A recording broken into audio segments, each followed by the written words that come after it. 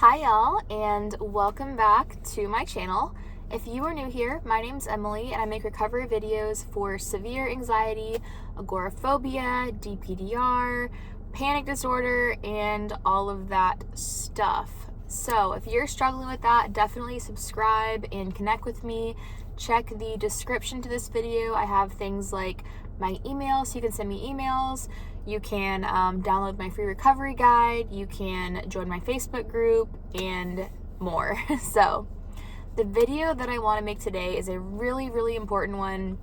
And I've kind of been putting it off because it's a longer one and I have so much to say. But I actually was in the bath last night and I was reading through my emails and I got one email from a mom that was requesting to hear from another mom that was going through this, what my pregnancy looked like, what my birth story looked like when I was struggling with really severe anxiety. And I've had a lot of requests and it's just time to do it. So let's get into it. Whew, lots to say.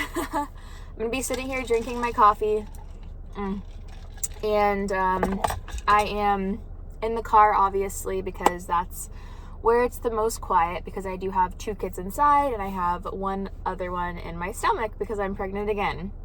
But let's just take it from the top because again, there's so much to say. So, fell into the anxiety cycle December 8th, 2021, following a gallbladder surgery. Now, I don't think the surgery was very important in the story. You can watch my long story. I'm going to link that because that's kind of important and it really explains everything. I'm not going to go into all that on this video because that video is like an hour long and we'd be here for days. So watch that video first if you can. That's going to explain kind of what happened to me, all the symptoms, etc. But to give you the elevator speech, fell into the cycle December 8th, 2021. Prior to that, I had some anxiety, I guess, but it was not panic. Nothing that kept me from driving, kept me from living my life. Nothing like that, right? And so there's definitely some yellow flags for the years leading up to that surgery. I had been overdoing it. I had been taking on a lot of stress, both good and bad stress, but I had just really been overdoing it on my body. And then I had COVID several times, but the first time really hit me hard. And I think that I was dealing with some long COVID that was kind of sensitizing my nervous system. And that surgery was simply the straw that broke the camel's back. So, woke up from my surgery. Again, the whole story is going to tell you way more details than this. But basically woke up, felt derealization, which I didn't realize it was called that at the time. I just felt out of it. I felt stoned, which kind of made sense because I was, recovering from that anesthesia. I was still in the hospital. But I remember asking them, hey, don't let me leave. Like, I don't feel right. I don't feel normal. And then, of course, they're like, you gotta go. So, got home. One of my first symptoms was that I couldn't sleep. And as I was trying to fall asleep, I felt like I was being jolted awake. And I kind of felt like I was dying, is the best way to put it. And so it felt like if my body let me go to sleep, then I was like letting myself drift off to death, basically. So that was my first symptom. Then I had just the chronic derealization. It was kind of like that anesthesia drugged feeling never went away. And so between those two things and then the panic attacks that started like every single day, multiple times a day, got me into this vicious cycle of chronic symptoms, chronic stress symptoms in my body, chronic anxiety, chronic panic, and led me down a terrible path for years. And so because of the symptoms, because of the fear, I started avoiding things. I stopped driving. I was literally unable to leave my house except to go to the ER. And even being a passenger in the car, I had to take off my glasses because I felt like there was too much, the colors, I also developed triple PD, which is like this chronic dizziness, like a non-vertigo dizziness type feeling. And so in the car, it felt like the trees were like whizzing past me way faster than they should have been. The colors were different. The depth perception was off. It felt not good, So it was super scary. I could not even walk to my mailbox. I could not walk outside. Literally, I would lay in bed for probably about 6 months, pretty much every day. And I was just waiting to recover because I was thinking, okay, I had the surgery, like, what's normal? When you're sick, you rest and then you recover. And that's not how it worked for me. And if you are struggling with this, you know that by altering your life and avoiding things, you're digging yourself a deep, deep hole, you know? So that's my elevator speech. Besides the panic, the derealization, I had a gazillion symptoms. Like, I literally got accepted to Mayo Clinic and went to Mayo Clinic multiple times because I didn't know what was going on. I was so scared. And some of the symptoms, I mean, tinnitus, if that's tinnitus, the ringing in the ears, the thumping in my right ear, but like lots of that was driving me nuts. Heart palpitations, PVCs, so those like skipped heartbeats, lots of GI issues, nausea, insomnia, brain fog, shaking, feeling like I had drank 700 cups of coffee, but I was tired, like this wired, tired, terrible feeling all the time. And then some. So the video will give you the deeper breakdown of that, but there's kind of like laying the foundation of what was going on. Now, rewind. We, at the time, had a 2-ish year old, and we had been trying to get pregnant for the last year, and we had had several miscarriages, early miscarriages, you know, like around the 8-9 week mark, and it just wasn't working, and I didn't know what was happening because my first pregnancy was so easy, and it was just really strange. But looking back, I would say that's kind of those yellow flags waving, showing me that my body was under a lot of stress. But anyway, we had been trying, and then obviously once this panic situation started for me, we were not trying at that point.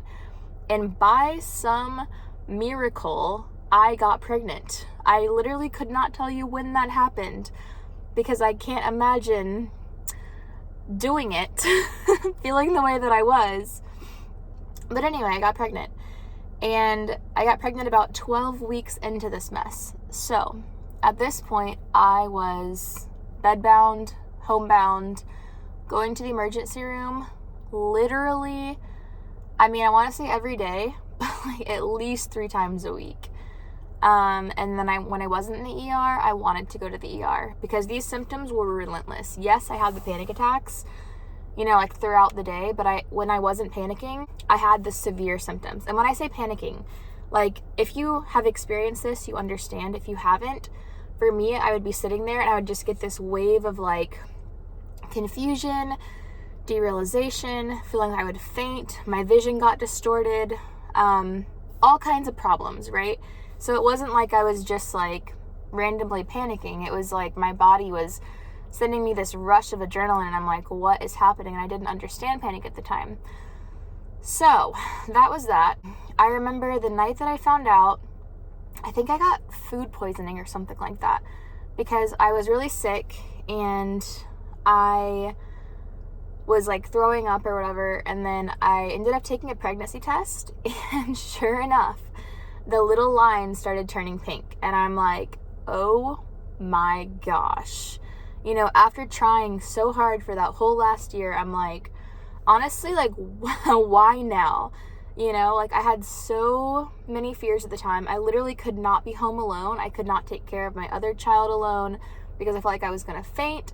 I felt like I was going to like drop dead. I was terrified. And the thought of being pregnant, giving birth, and then taking care of a small infant was too much. You know what I mean? And one of the fears that I had about being pregnant was almost feeling like claustrophobic in my own body, if that makes sense, you know? Because I mean, you get big, and I just, there were so many fears around that when I found out. So I was kind of like, oh my gosh. We were happy, obviously, like we want more children, but we were also like, I felt like, how am I going to do this?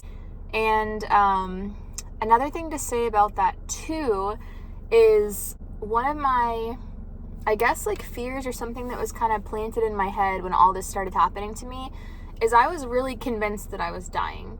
Like, I felt like I had almost accepted that I was going to die, that something was seriously wrong with me. Doctors didn't know what was happening. And there were all these little, like, signs, you know, that I was picking up that I was just kind of like, I just felt like I was going to die, basically. And so that pregnancy, one really good thing about the timing is that it showed me that I had a purpose. You know what I mean? Like, I felt like it was God's way of telling me, like, hey, hang in there, you know? Like, you have at least 9 months left to deliver this baby. Like, you're not going to die right now. And as silly as that sounds, like, that's how I felt. And it kind of saved me in a way, because it stopped me from thinking all the time that I was going to die any moment. And I was just kind of like, hey, there has to be a purpose. Like, why else would I be pregnant right now of all times, you know? So that was that. Found out that I was pregnant. Just to reemphasize, and the reason that I'm breathing so hard is because, again, I'm pregnant right now, and you know how it goes. So anyway, to reemphasize, like, I could not do anything at that point. Like, even the thought of going to the OB and having to, like, get in the elevator to go up to the second or third floor or whatever was terrifying. The thought of walking from the car to the elevator was terrifying. So it was a lot, you know? And I had a lot of mixed emotions.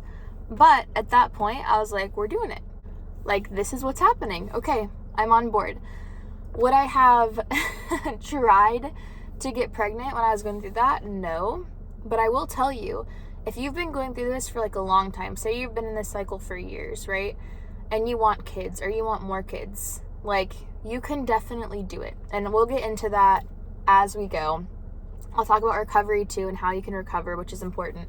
But if I can do it 12 weeks into that mess, when I was in the heat of things, I had not started recovering, you can do it too. I mean, it's amazing what, honestly, our bodies are capable of when we think that they're not. And that's kind of like the whole anxiety, you know, paradox in general, right? It's like our mind tricking us that we can't do these things. We're so fragile, yada, yada, yada. But in reality, we can do them if we have to do them, you know?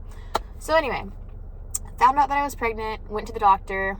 I remember we went for their ultrasound, and it was so early that my HCG levels were like barely present. I think I was probably like literally 4 or 5 weeks pregnant, if that. And the doctor was kind of like, I don't know about this. Because I had had so many miscarriages, he wasn't super hopeful based on the ultrasound, based on some of the blood work. And so we had to go back every, I think, 48 hours to repeat the HCG and get another ultrasound and everything. And then it stuck. So it's a huge blessing. I do want to say that. As I talk about the negative things of this pregnancy, it's a huge blessing. Children are a blessing. The Bible's very clear on that. We feel that way. I mean, we have wonderful, wonderful children, and I'm working on a third. So obviously we love our kids. But anyway, found that out. I would say at that point, between, let's see, so that was the end of March is when I think I found out, or December, January, March. Yeah, like so, the end of March, early April is about when I found out. And I didn't start recovering until June, because June is when I joined like a recovery anxiety group coaching sort of deal. And June 13th on my birthday, I think it was like a week or so into the group coaching, is when I decided to like get in my car for the first time and drive with my husband from my house to the mailbox, which is one street over. So that was June 13th. But between, you know, April and June, I was still going to the ER all the time.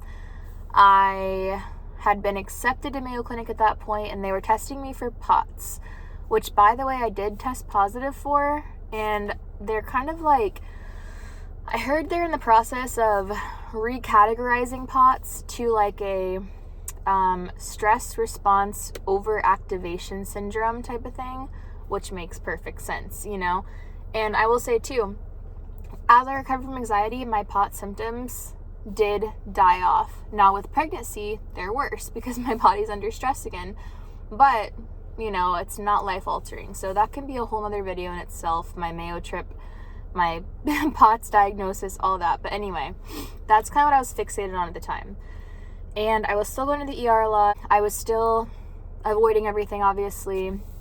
I don't think at that time, between when I found out and June, I had done a single thing besides go to the doctor's appointments and go to the ER. So I wasn't going to grocery stores.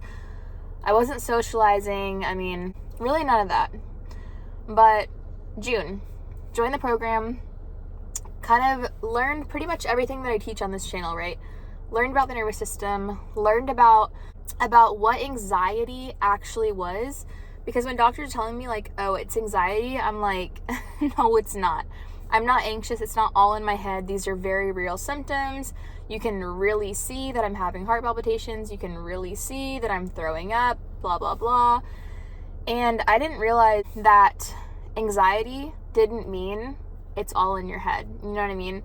It is literally a overactivation of your stress response. It's real hormones circling around. It's real raised cortisol levels. It's real raised adrenaline levels in your body that are causing real symptoms. So as I learned about that, it helped a little bit, you know. It helped me realize like, okay, so I'm not the only one dealing with this.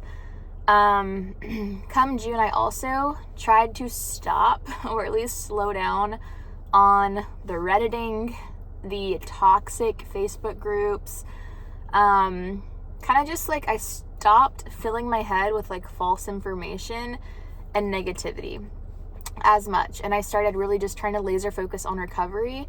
And in my group coaching, I was surrounded by other people that were recovering and that had recovered. So I was kind of like, okay, it can be done. Now, 99% of me still felt like what I had was worse. And like what I had was unique and special, and I wasn't sure that I could recover, but I was on board with the fact that people could recover, if that makes sense. So that's kind of where my mindset was at that point. Now, between June and December, when I delivered, and December was 1 full year from when I fell into the cycle, I was still super symptomatic. Between June and December, I would say I got to the point where I was able to use response, which I teach on my channel. I was able to kind of like de-escalate some of the symptoms, or some of the like panic anyway, or the fuel that I was adding to it. And I was able to do things like go into the grocery store with my husband and not run out immediately. I was able to drive a little bit with my husband. And I don't think at that point I had taken the kids by myself anywhere, but I was staying home alone, like with the kids or by myself or whatever. If my husband would run to the store, or if he would go running or something, I would be alone. So as small as that sounds, that was like massive in the season that I was in. So I was able to do those things. Some of the fears that I had, I also will say I wasn't going to the ER anymore. Like once I joined that recovery program, I stopped going to the ER, and I really don't think I went a single time between, like after that. Not for panic. I went for like headaches and a few other things, but I was not going for panic attacks. I understood they're not going to do anything for me. This is what it is. I have to wait it out. You're not going to die, you know? So that's that. Now, come December, some of my biggest fears at the time were definitely the whole delivery process. I feared having a panic attack because I was still having panic attacks, like semi-regularly.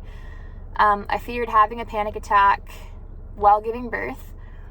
I feared the derealization being so bad that I would not be able to enjoy anything, like putting the baby on my chest. I felt like I couldn't enjoy it, and I would just be so focused on how I was feeling, you know. I worried about postpartum anxiety and depression because obviously your hormones tank, which I'm going to talk about in a few minutes. And then I worried about getting the epidural, having to take any sort of pain medication, because during that time frame too, I had never been like this prior, but I was scared to take a multivitamin. I was scared to take an ibuprofen. I was literally scared to take anything that could potentially make me feel 0.01 degree different because I already felt so off. The last thing that I wanted was to feel more out of control. Oh, speaking of out of control, I was also scared of being, not like literally paralyzed, but the temporary normal paralyzation that comes with the epidural. I was scared of being stuck, So that was how I was feeling leading up to birth. But there was also a level of excitement at that point. I will say, looking back, which is pretty crazy, during that time frame, I still did not feel joy. Like, I wasn't feeling much joy at all.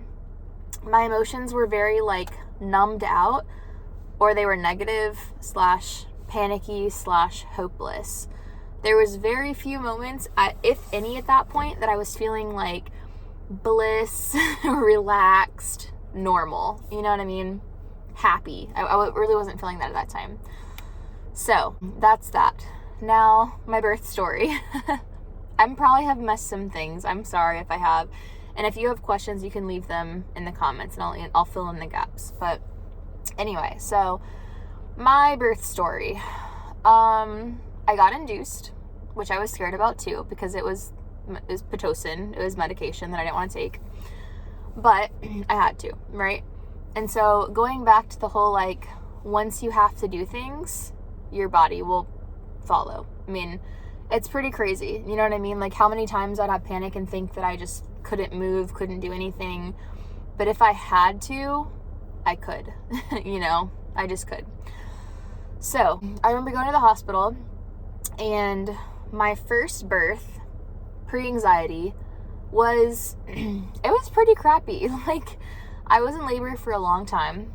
I pushed for literally 2.5 hours of pushing, and I tore really bad. It sucked. It was not fun. My recovery was terrible. It was not good. Besides getting the baby, which was obviously great. But I was kind of expecting that. And I went to the hospital, got checked in. I remember shaking. Like, I was literally shaking because I was just, like, so scared, and I had done myself dirty by reading Reddit pages about panic attacks during labor and birth. Why? I don't know. Don't suggest that. Because you know what? It's that bias where reviews too. People are going to, like, be the loudest when they're talking about their negative experiences, and that's typically the minority. The people that have good experiences just live their life, and they're not on Reddit forums warning everybody about it, And also, if it happens, it happens. And there's nothing you can do to change it.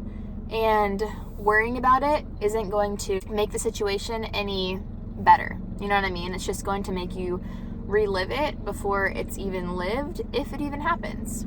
So anyway, got checked in, ended up getting my IV and all that kind of stuff. And then I just kind of waited. And it was a wonderful birth. I'll say that first before I get into this. It was easy peasy. Recovery was perfectly fine. And I pushed for like 4 seconds. It was crazy. But I ended up getting, I think they did like a pill in my cervix to like ripen my cervix or something like that. Because I was dilated like maybe 2 centimeters. And they did that pill, and that's when I kind of started cramping. And I was in some pain, but nothing that was like, I wasn't screaming or like crying or anything, but I was definitely like, I was hurting, And that's when I requested the epidural. And this flew by. Like, I think I checked into the hospital that night. They started this at like 2, and by 7 I had her or something like that. Like, it was so fast. So they gave me the pill. They started the Pitocin like maybe an hour or 2 later. And at that point I was nervous, but I was also kind of like using the response in my head. I was telling myself, it's just a feeling. You're safe. You're in a hospital. You're extra safe. You know what I mean? You're hooked up to all these monitors. Nothing's going to happen. And if it does, it's out of your control. Like, move on back to what you were doing, So I was definitely mentally going through that a lot, pretty much the whole time in my head when I was, having free time. But they brought the epidural. Not looking forward to that, this third baby. Epidurals are like, to me, probably like the worst part of the whole process. Like, I hate them. I'm terrified of them. And yeah. So anyway, gave me the epidural. And I don't remember if it's the epidural or the Pitocin that makes you shake really bad, but that's kind of when I started like shaking like within like the hour really, really, really hard. And I remember that with my first baby too. But I never panicked. And I kept reminding myself, this is what it is. It's okay, you know. And actually taking that medication, I had to take another like mild pain medicine. I forgot what it was that they gave me, but they gave me some other injection. And I remember like when they were giving it to me, I'm like, okay, what do I expect? Like, what should I look for? What would be like bad signs? You know, like how intense is this going to be? And they're like, it's okay. Just take the medicine. You're good. And I felt scared that I wasn't going to be able to respond as well if I was like drugged up. You know what I mean? But I could. So, and I was never like drugged up, right? I just took the edge off. So at that point, shaking, got the epidural, got the medication, I was numb. And one of the weirdest experiences through that birth was, I remember my, you know, I guess what, belly button down is numb. And I remember watching them move my legs, and I felt like I was in a movie. Like it was like the depersonalization feeling, but like way stronger, because I was watching them move my legs, but I couldn't feel myself moving, and I was just like, oh my God, what's happening? And it freaked me out for a second, but then I was like, okay, it's normal, it's expected, you know, move on. And I remember they came and they checked me, and I went from like 3 centimeters to like 8 within like 30 minutes or something. And then a few minutes later, they had me like propped up. And I remember telling my husband, I'm like, I feel like the baby is gonna like come out. Like I can't really feel anything, but I just have this feeling. Like it feels like it's like right there. And the doctor came in and checked me. Because you know, like if you give birth, at least in my experience, the doctor's in there for like 5 minutes. And then it's the nurses that are doing everything else. You know, he's there to like literally pull the baby out, and that's it. So he came in and checked me, and I think at that point I was like 8, and he's okay, like, you know, a couple more hours or so, an hour, and I'll come back. And then literally within like 5 minutes, the baby was right there. And he was like, let's just do like a practice push and see where you're at. And I did a practice push, and she was out. And it happened so fast. It almost happened too fast, where I was just like, I couldn't like experience it, you know what I mean? But either way, it was fine. And I did tear, but I was not nearly in as much pain as last time. I remember last time I kind of like the pain meds wore off, the epidural wore off, and I was like, what happened to me? It was terrible. And this time it wore off, and I was kind of like, ouch, but I'm okay, you know? And mentally, I felt so much stronger. I felt like having that anxiety recovery foundation laid for myself made me so much stronger, like mentally, you know what I mean? So the things that I used to complain about last pregnancy, I was like, breeze. If I can get through a year straight of panic and chronic anxiety, I can get through a little bit of pain. I can get through an IV. I can get through an epidural. I can get through literally anything. You know what I mean? So I felt very mentally strong. And I remember they put her on my chest. And this is actually like, side note, I lost my smell with COVID. I still don't have it very much. I can smell certain things. And I remember I could smell the baby. And I was like, oh my God, like it was like the best feeling. I could smell her. And I had so much joy, and I was so happy, and I cried, which I had not been able to cry very much throughout that process. And I just felt great. So fast forward, right? Oh, the other thing too is I was very focused on my sleep at that point. I was like, if I don't get a full night's sleep, I'm going to be screwed. Like I was, you know, basing my symptoms on like how much I had slept, which I mean, it does correlate, but I didn't know what to expect. So this was kind of like a crash, like almost exposure sort of thing into real life. So anyway, had her, ended up sending her to the nursery because it's my second baby. And I was like, I need to sleep that first night. My husband was there. He needs to sleep. We need to catch up so that we can like tackle this, you know? So we started the nursery, we slept, and took her home like the next day. And I was also a little worried that I would freak myself out and want to go to the ER a lot, and I didn't. I didn't go. I definitely had my moments of like, is this too much blood? Is this yada, yada, yada? But I was okay. I handled it really well. Now, fast forward a couple of weeks, because my mom stayed with me for a few weeks, stayed with us. My husband was off work for like 2 weeks or so, and everything was okay. It was definitely a lot. My husband was really wonderful. He actually helped me with my first baby. He got kind of used to like waking up in the middle of the night with him, and so that I could kind of like recover and sleep more, you know, and he did that with her too, which was such a lifesaver for me because it allowed me to at least get more rest than I would have normally. I still woke up a lot, but it wasn't like 24/7, you know? But anyway, first couple weeks was good. Now, when the hormones dropped, because the other time that I experienced, not like panic or anything, but definitely anxiety, was postpartum with my son. So having him, I had, you know, like the birth and everything, and then I got home, everything was good, and then it wasn't good very quickly. And I'm like 5'10". I gain a lot of weight during pregnancy, hopefully this time less than the last two. But with Easton, I literally gained like 70 or 80 pounds. Ugh. And whatever. It's not about the gaining the weight. It's about feeling like terrible, you know? So I gained a lot of weight, and just to give you like perspective here, I lost all of that weight within probably 6 to 8 weeks after giving birth because I was so anxious, and I was throwing up all day every day from anxiety, and it was death anxiety.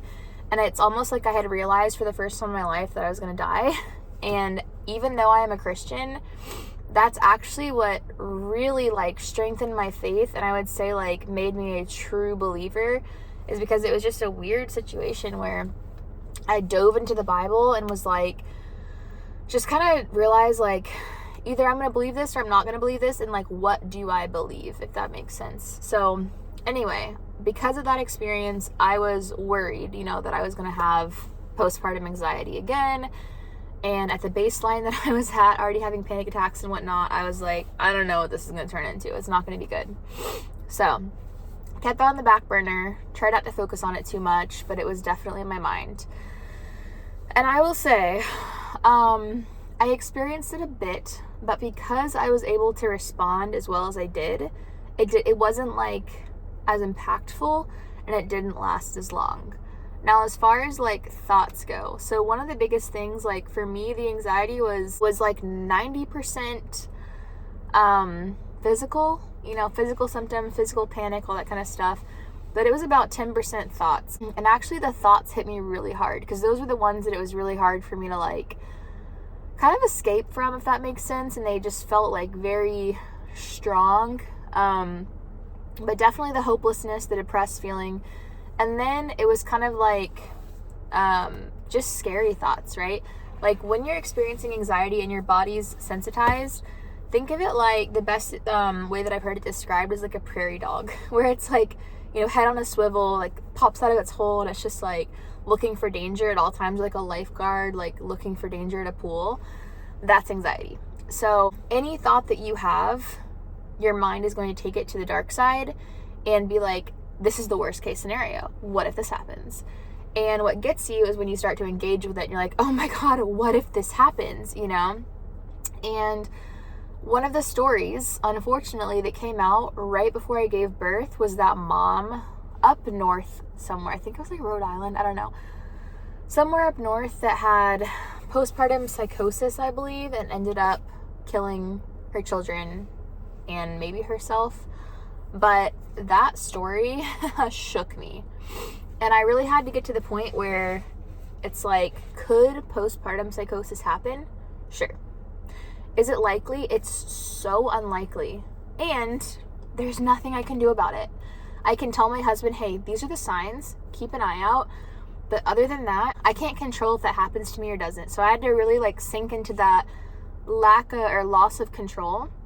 Which, by the way, if I had to like lay out a list of the top personality traits that get you stuck in an anxiety cycle, control is probably like number one, you know, like wanting to have control. And it's not like you're a controlling person over other people, but having control over your own life was really important to me. So that was tough. That story was definitely in the back of my mind. It scared me a little bit.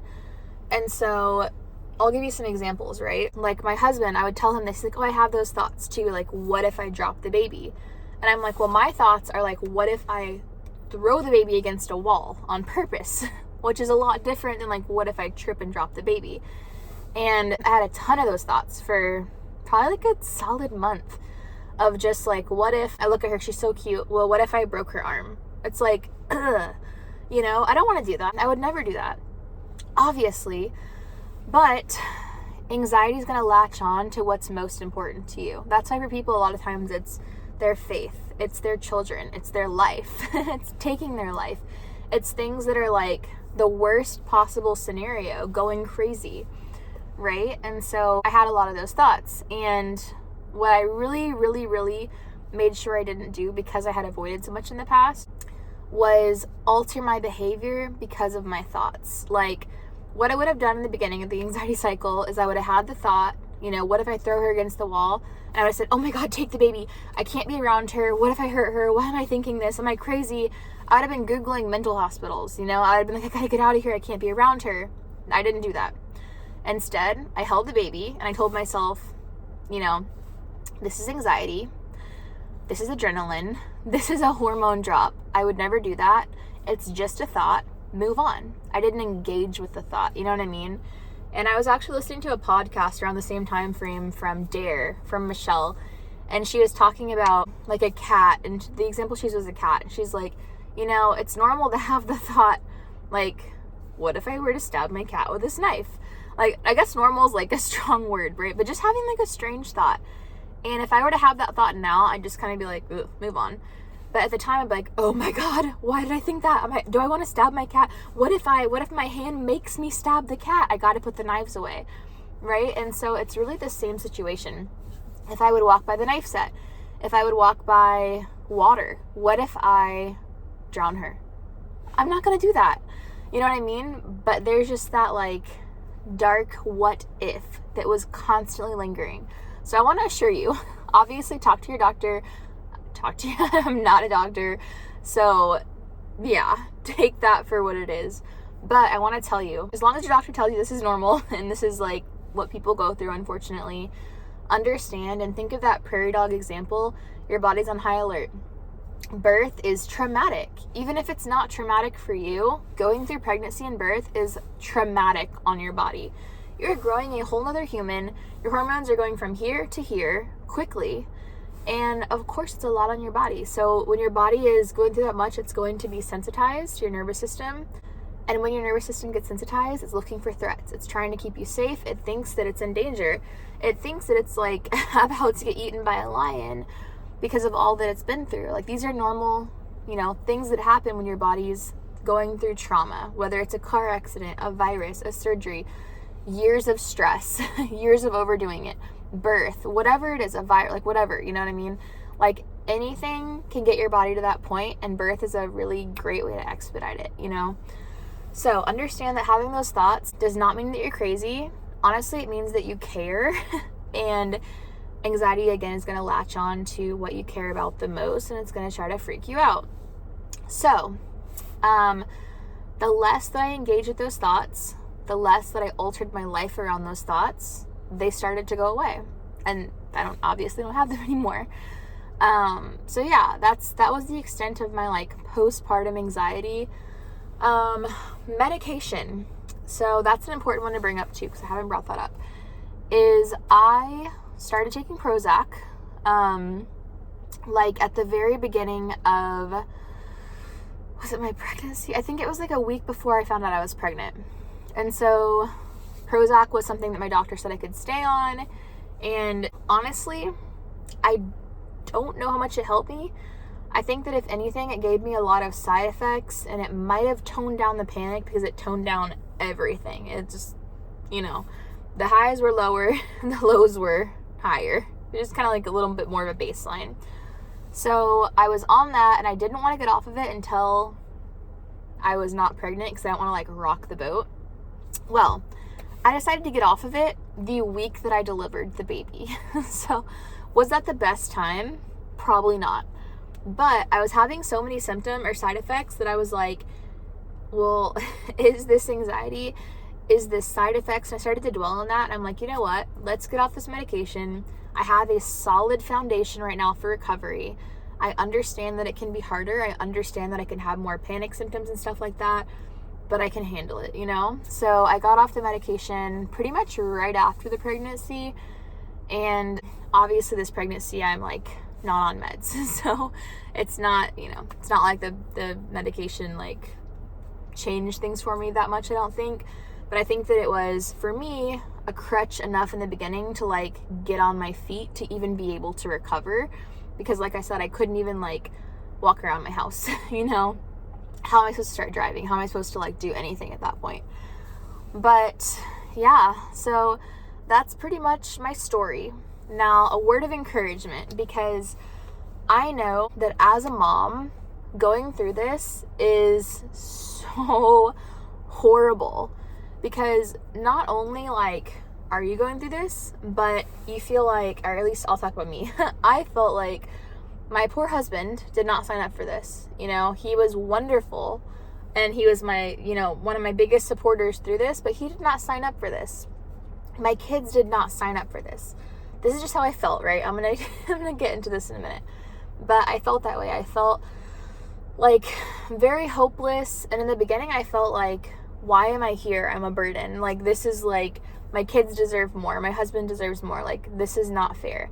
But what I will tell you is, one, spiritual lens, not human lens looking at this. God gave you your children for a reason. He could have given anybody that child. He gave it to you and your husband. And God gave you your husband for a reason. You know what I mean? So it's like, this stuff is within God's plan. The safest place that you can ever be is within God's plan, you know? And as far as all those thoughts of, I shouldn't be here, I'm a burden, those are not from God. You know what I mean? The way that I view this is half scientific body stuff, half spiritual lens, right? And I think that it's important to mesh the two, because God made our bodies, right? Despite what science says these days, God made our bodies, you know? God crafted our nervous system to function a certain way. God knows exactly what we can handle. I'll also say that the world that we live in is not conducive to that perfect nervous system that God created, because we live in a fallen world right now. You know, we're not in heaven yet. And although God created it, the world taints it, you know, with stress, with your classic anxiety, you know, worry and stuff like that, with rumination, with overdoing it, with not taking breaks. Like, even God took the seventh day to rest when he was creating the world, right? Like, even God rested. We dang sure need to rest. That's how we're created. We're created as an image of God. And so when we're not following the recipe, it's not gonna turn out like it's supposed to turn out, you know? So God created its function, but God also created it to heal itself. And one of my favorite verses that I think of when I think of all this is like you know, do not be like the world, you know, transform your mind. So transforming your mind takes a lot of time. It took me years like of recovery to transform my mind, to get myself off of all these what if thoughts, these you're gonna die thoughts, and back into like, okay, this is not on my shoulders. I am not in control of my life. I'm really not. I can do my best to steward my body and my life, but God is in control of my timeline. God is in control of when I die, realistically. You know, I can't take on that burden that I was not meant to carry. So anyway, once all that stuff starts to align, your body can start to heal. So with that being said, going through that situation, and you too going through this, is going to make you so much stronger. It made me have so much more faith. It made me realize what's important. It made me realize what not to do. And you know what? And even talking about like generational curse, generational sin, if this has been a thing for you, like in your family, like lineage, it can stop with you too. You know what I mean? So this is something that, yes, it sucks that you have to go through this, but there is a purpose for it. You know what I mean? And even if that's just to kind of like get you back on track. Now, do I think that God is doing this to you? Not necessarily. I don't know what God's plan is, so I can't say that. But I don't view it that way. I view it more of like, again, looking at that recipe. Here's the recipe for success. It's in the Bible. And then if you divert from that recipe, your cookies aren't going to turn out very good. You know, they're not going to bake the way that they should bake, if that makes sense. So it's kind of more like that. And God is always there to bring you that peace that's far from what the world can give, that is there that you can lean on him. But he's not a puppet master. He's not going to do things for you. And because God can work miracles, God could have healed me like that, but he didn't. And if he had, I would not be here today. Honestly, I probably would have been back in that cycle by now, even worse, because I would have thought, this is going to be me for the rest of my life. It's always going to cycle, because nothing would have changed. So if your path doesn't change, it's like insanity. It's like doing the same thing, expecting different results. So it takes a lot. Like I like the analogy of working out too, right? It's like you're not going to see results in a week. You're not going to see results probably in a month usually. But you will start to see results if you're consistent and if you like continue to grow through that progression, through that workout. So it's a lot like that when it comes to anxiety recovery. It's truly like your whole life's going to change. So that's part one. As far as your kids and your spouse, if you're married, is one, they're going to learn a lot through this too, right? This isn't just something that you're going through. It's something that they're going through in their own way as well. It's going to strengthen your spouse if they can get on board with it, which me and my husband are going to make a really good video talking about how to be a support system, because sometimes it's hard, not sometimes, it's super hard for like our spouses to realize what's happening if they haven't been through this. If you had told me from the outside, I'd just kind of be like, okay, I mean, don't be scared to go outside. Don't be scared to drive your car. You're fine. You're safe. Like, it's really hard to get it until you go through it, you know? So we're going to make that video to kind of help the spouse be a really good support system, and also not like coddle too much, but also have a lot of empathy. Like, there's just such a fine balance of how to support, that's going to like be beneficial, right?